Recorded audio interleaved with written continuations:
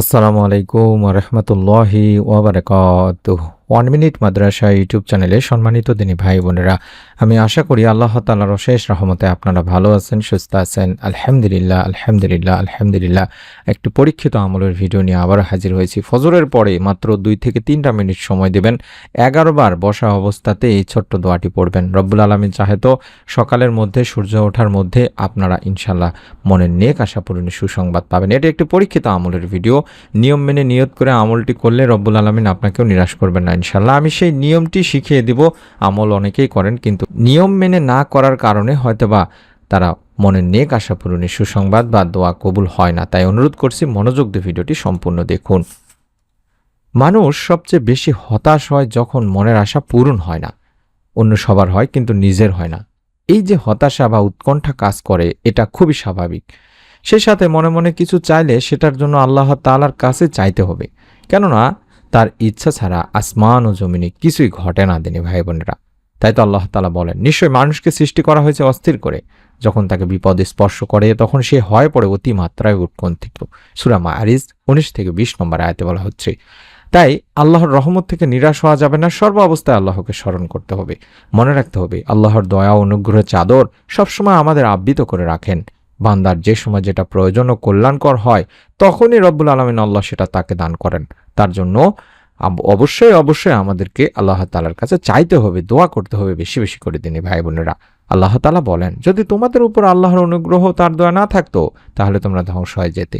আর অবশ্যই আল্লাহ অধিক তওবা গ্রহণকারী প্রজ্ঞাময়। সূরা নূর 10 নম্বর আয়াতে বলা হচ্ছে। তেমনি অনেকের অনেক ধরনের আশা থাকতে পারে। কেউ হয়তো বা অভাবে আছেন, কেউ ঋণের মধ্যে আছেন, কেউ হয়তো বা অশান্তির মধ্যে আছেন, পারিবারিক অশান্তির মধ্যে আছেন, কেউ অসুস্থতার মধ্যে আছেন, এবং হয়তোবা কেউ উত্তম জীবনসঙ্গী চান, কিংবা আপনার যে কোনো ধরনের নেক চাওয়াগুলো যদি আল্লাহ তাআলার কাছে আপনি চাইতে পারেন, রব্বুল আলামিন আপনার চাওয়া ইনশাআল্লাহ পূরণ করে দেবেন। কারণ আল্লাহ বলেন, আর তোমাদের রব তো বলেছেন, তোমরা আমাকে ডাকো, আমি তোমাদের জন্য তোমাদের ডাকে সাড়া দেব। অবশ্যই যারা হুঙ্কারবশত আমার ইবাদত থেকে বিমুখ থাকে তারা অচিরেই লাঞ্ছিত অবস্থায় জাহান্নামে প্রবেশ করবে। সূরা গাফিরে আল্লাহ তাআলা নিজেই বলছেন।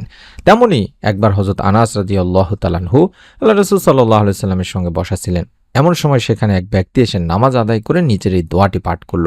অর্থাৎ আমরা ফজরের ফরজ নামাজ আদায় করার পরে তাসবিহ তাহলিল পাঠ করে নিয়ম মেনে এই দোয়াটি পাঠ করব দিনী ভাই বোনেরা। কতবার পাঠ করব, কিভাবে পাঠ করব, আমরা কিভাবে পাঠ করেছি তার বিস্তারিত বলে দিচ্ছি কিছুক্ষণের মধ্যে ইনশাআল্লাহ। ভিডিওটি বড় করব না। এই দোয়াটির আরবি বাংলা উচ্চারণ দুটি দেখায় দিচ্ছি যাতে করে আপনারা দেখে দেখে পড়তে পারেন। চাইলে এই জায়গাটুকুর ছবি উঠায় নিন বা স্ক্রিনশট নিয়ে নিন। আমি একবার বলে দিচ্ছি, নিয়মটি বলার সময় আবারও বলে দেব, দেখায় দিব। আল্লাহুম্মা ইন্নী আসআলুকা বিআন্না লাকাল হামদু লা ইলাহা ইল্লা আনতাল মান্নান বাদিউস সামাওয়াতি ওয়াল আরদ ইয়া জাল জালালি ওয়াল ইকরাম ইয়া হাইয়্যু ইয়া কাইয়্যুম। আশা করছি আপনারা মোবাইলে দেখতে পাচ্ছেন। স্ক্রিনশট সহকারে আপনারা চাইলে মোবাইলে রেখে দিতে পারেন। আমি আবারও দোয়াটি দেখায় দেব, বলে দেব। এই দোয়াটির অর্থ হচ্ছে, হে আল্লাহ, আমি তোমার কাছে প্রার্থনা করি, তুমি তো সব প্রশংসার মালিক, তুমি ছাড়া কোনো উপাস্য নেই, তুমি দয়াশীল, তুমি আকাশসমূহ পৃথিবীর একমাত্র সৃষ্টিকর্তা, হে মহান সম্রাট ও সর্বোচ্চ মর্যাদার অধিকারী, হে চিরঞ্জীব, হে সর্বময় ক্ষমতার অধিকারী। তখন নবীজি সাল্লাল্লাহু আলাইহি ওয়াসাল্লাম বললেন, এই ব্যক্তি ইসমে আজম পড়ে দোয়া করেছে। ইসমে আজম মহান আল্লাহর এমন নাম যে নামে ডাকলে মহান আল্লাহ সাড়া দেন, আর যে নামে তার কাছে চাওয়া হলে তিনি সব চাওয়া পূরণ করেন। আবু দাউদ শরীফের একটি হাদিস। সুবহানাল্লাহ। এই দোয়াটি হলো ইসমে আজমের দোয়া। এটি পড়ে দোয়া করলে মনের কল্যাণকর দোয়া আল্লাহ রাব্বুল আলামিন পূরণ করেন, কবুল করেন। আমাদের মনে রাখতে হবে দিনী ভাই বোনেরা, বান্দার দোয়া আল্লাহ তাআলা কখনোই ফিরিয়ে দেন না। দোয়া কবুলের অবস্থা তিনটি। দোয়া কখনোই বৃথা যায় না। 3 পদ্ধতিতে রব্বুল আলামিন আল্লাহ তাআলা বান্দার দোয়া কবুল করেন। যখন কোনো মুমিন ব্যক্তির দোয়ায় কোনো পাপ থাকে না, আত্মীয়তার সম্পর্ক ছিন্ন করার বিষয় থাকে না, তাহলে রব্বুল আলামিন আল্লাহ তাআলা 3 পদ্ধতির যে কোনো একটি পদ্ধতিতে তার দোয়া কবুল করেন। সেই 3টি পদ্ধতি আমি ভিডিওটির শেষে বলে দিব, আপনারা যাতে হতাশ না হন তার জন্য। আমি নিয়মটি এবার বলে দিচ্ছি। আমাদেরকে ফজরের নামাজের পরে আমলটি করতে হবে। অর্থাৎ ফজরের নামাজ আদায় করে 2-3টা মিনিট সময় নিয়ে আমাদেরকে আমলটি করতে হবে। কারণ নামাজের মধ্যে যেমন ফজরের রয়েছে বিশেষ গুরুত্ব, তেমনি সময়ের মধ্যেও ফজরের সময় রয়েছে বিশেষ গুরুত্ব দিনী ভাই বোনেরা। পবিত্র কোরআনে ফজর নামে একটি সূরাও রয়েছে, আর ওই সূরার শুরুতে মহান আল্লাহ তাআলা ইরশাদ করেন শপথ ফজরের। সূরা ফজর 1 নম্বর আয়াতে বলা হচ্ছে। আর ফজরের নামাজের পরে আল্লাহ তাআলা দোয়া কবুল করে থাকেন। ফজর ও আসর এই দুইটি সময় অত্যন্ত গুরুত্বপূর্ণ সময়, কারণ এই দুই সময়ে আল্লাহ তাআলা ফেরেশতাদেরকে পালাবদল করে থাকেন। অর্থাৎ এই পৃথিবীতে অসংখ্য ফেরেশতা রয়েছে যারা আমাদের কার্যকলাপ সমস্ত কিছু আল্লাহ তাআলার কাছে বলছেন তিনি ভাই বোনেরা। হাদিসটি আমি তুলে ধরছি তাহলে আপনারা বুঝতে পারবেন। আবু হুরায়রা রাদিয়াল্লাহু তাআলা আনহু থেকে বর্ণিত হাদিসে আল্লাহ রাসূল সাল্লাল্লাহু আলাইহি সাল্লাম বলেছেন, ফেরেশতারা পালাবদল করে তোমাদের মাঝে এসে থাকেন, একদল দিনে একদল রাতে। আসর ও ফজরের সালাতে উভয় দল একত্র হয়, অতঃপর তোমাদের রাত যাপনকারী দলটি উঠে যায়। তখন মহান রব আল্লাহ তাআলা তাদের জিজ্ঞাসা করেন, আমার বান্দাদের কোন অবস্থায় রেখে এলে? অবশ্য তিনি নিজে এই বিষয়ে সবচেয়ে বেশি জানেন। উত্তরে তারা বলে, আমরা আপনার বান্দাদের সালাতে রেখে এসেছি, আর আমরা যখন গিয়েছিলাম তখনও তারা সালাত আদায়রত অবস্থায় ছিল। এটি বুখারী শরীফের সহিহ একটি হাদিস তিনি ভাই বোনেরা। তাই আমি আপনাদেরকে এটাই বললাম যে আমরা যদি এই দুই সময়ে অর্থাৎ ফজর ও আসরের নামাজে গুরুত্ব দেই, বা যেই ব্যক্তি নিয়মিতভাবে ফজর ও আসরের নামাজ জামাতে আদায় করেন, ফেরেশতারা আল্লাহ তাআলার কাছে তার ব্যাপারে প্রতিদিন এটাই বলছেন যে আমরা যখন পৃথিবীতে গিয়েছি তাকে নামাজরত দেখেছি, আর যখন পৃথিবী থেকে এসেছি তখনও তাকে নামাজরতই দেখেছি। আর এই সময় দোয়া আল্লাহ তাআলা বেশি বেশি কবুল করে থাকেন। আমরা এই ফজরে ফরজ নামাজ আদায় করার পরে প্রথম কাজ হবে দরুদ শরীফের আমল করে নেওয়া। অর্থাৎ এই মুহূর্তে যে ছোট্ট দরুদটি দেখাচ্ছি এই নিয়মটি মেনে আমল করবেন। অর্থাৎ প্রথমে দরুদ শরীফ পড়ে নেবেন অন্তত 11 বার। আল্লাহুম্মা সাল্লি আলা মুহাম্মাদিন ওয়া আলা আলি মুহাম্মাদ, আল্লাহুম্মা সাল্লি আলা মুহাম্মাদিন ওয়া আলা আলি মুহাম্মাদ, আল্লাহুম্মা সাল্লি আলা মুহাম্মাদিন ওয়া আলা আলি মুহাম্মাদ। এই ছোট দরুদটি 11 বার পড়তে পারেন, অথবা দরুদে ইব্রাহিম যেটা আমরা নামাজের বৈঠকে পড়ি সেটাও আপনি পড়তে পারেন। কারণ দরুদ না পড়লে আপনার দোয়া আল্লাহ তাআলার কাছে পৌঁছাবে না দিনী ভাই বোনেরা। হযরত ওমর বিন খাত্তাব রাদিয়াল্লাহু তাআলা আনহু বলেন, নিশ্চয়ই বান্দার দোয়া মুনাজাত আসমান ও জমিনের মাঝখানে ঝোলানো থাকে, তার কোনো কিছুই আল্লাহ পাকের নিকট পৌঁছে না যতক্ষণ না বান্দা তোমার নবীর প্রতি দরুদ পাঠ করবে।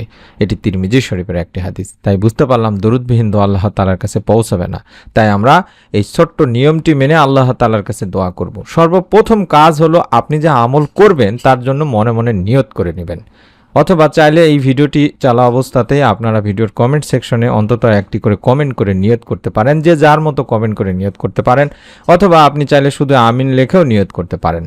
দ্বিতীয় কাজ হলো দরুদ শরীফের আমল করা, যাতে আপনার দোয়া কোনো বাধা অবস্থায় না থাকে, অর্থাৎ সম্পূর্ণ আপনার দোয়া সরাসরি যেন আল্লাহ তাআলার কাছে পৌঁছে যায় এবং এর প্রতিদান আল্লাহ তাআলার পক্ষ থেকে আপনি পান। আল্লাহুম্মা সাল্লি আলা মুহাম্মাদি ওয়া আলা আলি মুহাম্মাদ। এভাবে 11 বারের ছোট্ট দরুদ যেটি দেখাচ্ছি এটি পড়ে নেওয়ার পরে আপনি কম করে হলেও 3 বার পাঠ করার চেষ্টা করবেন ইসমে আজমের যে দোয়া সেই দোয়াটি, অর্থাৎ আল্লাহুম্মা ইন্নী আসআলুকা বিআন্না লাকাল হামদু লা ইলাহা ইল্লা আনতাল মান্নান বাদিউস সামাওয়াতি ওয়াল আরদ ইয়া জাল জালালি ওয়াল ইকরাম ইয়া হাইয়্যু ইয়া কাইয়্যুম। এভাবে 3 বার পাঠ করবেন দিনী ভাই বোনেরা। তারপরে দুখানা হাত তুলে আল্লাহ তাআলার কাছে আপনার মনের যত নেক চাওয়া পাওয়া আছে সেগুলো বলবেন। হতে পারে আপনার নেক সন্তান প্রয়োজন, হতে পারে আপনি যে কোনো ধরনের অভাব অনটন বা ঋণের মধ্যে আছেন, যে কোনো সমস্যা আল্লাহ তাআলার কাছে বলবেন। রব্বুল আলামিন ইনশাআল্লাহ আপনাকে নিরাশ করবেন না। ভিডিওটিতে বলেছিলাম আল্লাহ তাআলা বান্দার দোয়া কখনোই ফিরিয়ে দেন না। 3টা পদ্ধতিতে আল্লাহ তাআলা বান্দার দোয়ার প্রতিদান দিয়ে থাকেন। 1 নম্বর হলো আপনি যে দোয়া করেছেন তা হুবহু কবুল করে সাথে সাথেই, হতে পারে আপনি ফজরের নামাজের পরে আমলটি করলেন, সকালের মধ্যেই আপনি সুসংবাদ পেলেন মনের নেক আশা পূরণের, অর্থাৎ যেটা দোয়া করেছেন সেটাই পেয়ে গেলেন। অথবা 2 নম্বরে হলো আপনার দোয়ার প্রতিদান পরকালের জন্য আল্লাহ তাআলা সংরক্ষণ করে রেখেছেন, যেটা আপনাকে কঠিন কিয়ামতের দিন মুসিবতের সময় দান করবেন। এবং 3 নম্বর পদ্ধতি হলো আপনার দোয়ার মাধ্যমে আপনার উপরে আসা কোনো অনুরূপ অমঙ্গল বা অকল্যাণ বা কোনো দুর্ঘটনা যেটা আল্লাহ তাআলার পক্ষ থেকে আপনার উপরে আসার কথা ছিল, সেটা এই দোয়ার মাধ্যমে আল্লাহ তাআলা আপনার উপর থেকে সরিয়ে নেবেন, দূরে রাখবেন।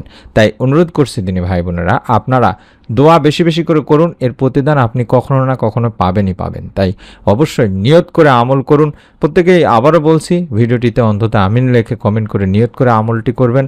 নিজে আমলটি করবেন, আপনার নিকট আত্মীয় স্বজন কাছের মানুষজন যারা আছে তাদেরকে খুব সহজেই এখন যেহেতু শেয়ার করে দেওয়া যায়, ফেসবুক, মেসেঞ্জার, ইমো যে যেটা ব্যবহার করেন সেখানে শেয়ার করে দিন। অবশ্যই সওয়াবের নিয়তে শেয়ার করুন যাতে করে আপনি এর সওয়াব পান। এবং যারা নেক সন্তান লাভের ভিডিও দেখতে চান, প্রতিদিনের আমল লিখে সার্চ করুন, আমরা সেখানে নতুন ভিডিওগুলো দিচ্ছি। অসংখ্য মা ও বোন নেক সন্তান লাভের সুসংবাদ পেয়েছেন এই আমলগুলো করে, নিয়ম মেনে আমল করে। আমি অনুরোধ করব, যারা নতুন আগামীকালকের ভিডিওগুলো দেখতে চাচ্ছেন এই চ্যানেলের ভিডিওগুলো, সেগুলো পাওয়ার জন্য হলে অবশ্যই একটি কাজ করে রাখতে হবে। আপনাকে এই চ্যানেলের নিচে বা এই ভিডিওটি চলা অবস্থাতেই বাম পাশে দেখুন এরকম একটা বাটন আছে সাবস্ক্রাইব লেখা, এটার উপর একবার চাপ দিয়ে রাখুন। ইনশাল্লাহ আমাদের নতুন ভিডিওগুলো আপনি দেখতে পাবেন। সকলে ভালো থাকুন, সুস্থ থাকুন। আমরা দোয়া করি আল্লাহ তাআলা যেন আপনাদের সকলকে এই ছোট্ট আমলের ওসিলায় যার যার মনে নেক ও ভালো আশাগুলো পূরণের সুসংবাদ অতি দ্রুত দান করেন। আমিন। আসসালামু আলাইকুম ওয়া রাহমাতুল্লাহি ওয়া বারাকাতুহু।